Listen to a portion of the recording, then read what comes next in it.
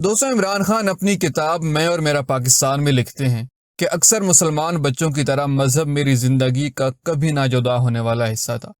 رات کو میری والدہ ہر روز کوئی کہانی سنایا کرتی، ہر کہانی میں ایک اخلاقی سبق۔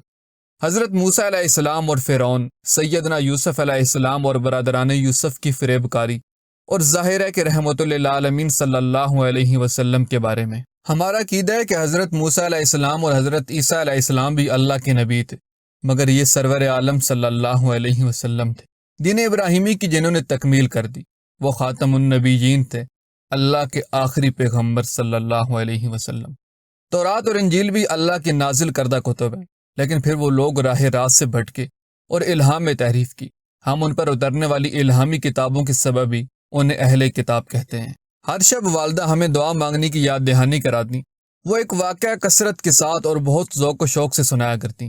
مکہ میں ایک بوڑھا آدمی آپ صلی اللہ علیہ وسلم کی خدمت میں حاضر ہوا۔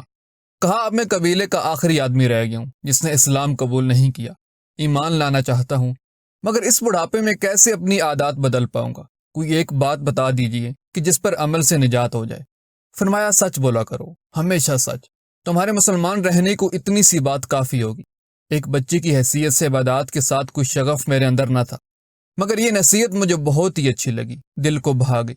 ماں سے تو میں یوں بھی جھوٹ نہ بولا کرتا تھا، اگر کبھی کوشش کی تو فوراً ہی انہیں پتہ چل جاتا۔ میرے چہرے کو غور سے دیکھتی اور میں سچ اگل دیتا۔ یہ بھی بتایا کرتی کہ ان کے والد احمد حسن خان کس طرح خود کو سنت کے مطابق ڈھالنے کی صحیح کرتے۔ وہ جب بھی کوئی کام کرتے تو بتاتے کہ اللہ کے آخری رسول صلی اللہ علیہ وسلم کو یہ محبوب تھا، وہ ایسا ہی کرتے۔ حتیٰ کہ کھجور اور شہد سے عالی مرتبت کی رغبت کو ملحوظ رکھنا، یاد دلانا کہ آپ کو یہ چیزیں خوش آتی۔ میں بہت چھوٹا سا لڑکا تھا جب جنت اور جہنم کا تصور ہمارے ذہنوں میں راسخ کر دیا گیا۔ بس یہ کہ جنت کا تصور میرے ادارک میں پوری طرح کبھی نہ آتا۔ میری اماں بیچاری کیسے کیسے سوالوں سے میں انہیں پریشان کیا کرتا۔ کیا میں جنت میں کرکٹ کھیل سکوں گا؟ وہاں مجھے شکار کھیلنے کی اجازت ہوگی نا؟ جب میں 7 سال کا ہوا تو مجھے اور میری بہنوں کو قرآن پاک پڑھانے کے لیے ایک عالم دین ہمارے ہاں آنے لگے۔ اسکول میں مذہبی تعلیم کا ایک پیریڈ تھا اور دن کا آغاز تلاوت سے ہوا کرتا۔ جمعہ کے دن آغا جان کے ساتھ مسجد میں جایا کرتا۔ عید الفطر اور عید الاضحیٰ پر خاندان کے سب لوگ 16ویں صدی کے عظیم صوفی سکالر حضرت میاں میر رحمت اللہ علیہ کے مزار پہ جاتے۔ سکھ مذہب کے ماننے والے بھی ان کی بہت تکریم کرتے اور حاضری دینے آیا کرتے۔ ہمارا خاندانی قبرستان اس مزار سے منہ لے کر، چنانچہ عید کی نماز کے بعد ہم ان کی قبروں پر فاتحہ پڑھتے جو کبھی اس دنیا میں بروئے کار تھے، اور اب ان کے لیے ہمیں اللہ سے مغفرت کی دعائیں مانگنا تھیں۔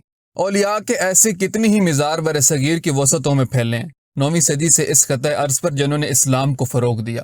ان کا وہ پیغام الفت و انس صدیوں تک مصیبت کے ماروں پر رحمت کا ابر بن کر برسا، ان کے زخموں کا مرہم۔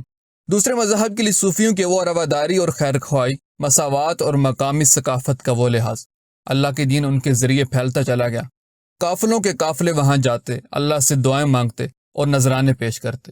بھوکوں کے لیے کھانا اللہ کے حضور مناجات۔ طالبان کا طرز عمل دوسرا ہے، ان میں سخت گیری ہے۔ میرے والدین آغا جان اور میری والدہ مذہب کے باب میں نرم خو تھے، کشادہ مزاج۔ ہم سے وہ کہا کرتے، اللہ بڑا ہی رحمان اور بے حد رحیم ہے۔ نماز پڑھنے اور روزہ رکھنے کے لیے ہم پر سختی کبھی نہ کی جاتی۔ رمضان المبارک میں ہم بچوں کے درمیان زیادہ سے زیادہ روزے رکھنے کا مقابلہ ہوا کرتا۔ 9 برس کی عمر میں میں نے پہلا روزہ رکھا۔ اس شام میری ماں اور آغا جان دونوں نے مجھے کچھ تحائف دیے۔ اگر کوئی اسلام کے خلاف ذرا سی بات بھی کرتا تو وہ دونوں بہت جوش و جذبے کے ساتھ اللہ کے دین کا دفاع کرتے۔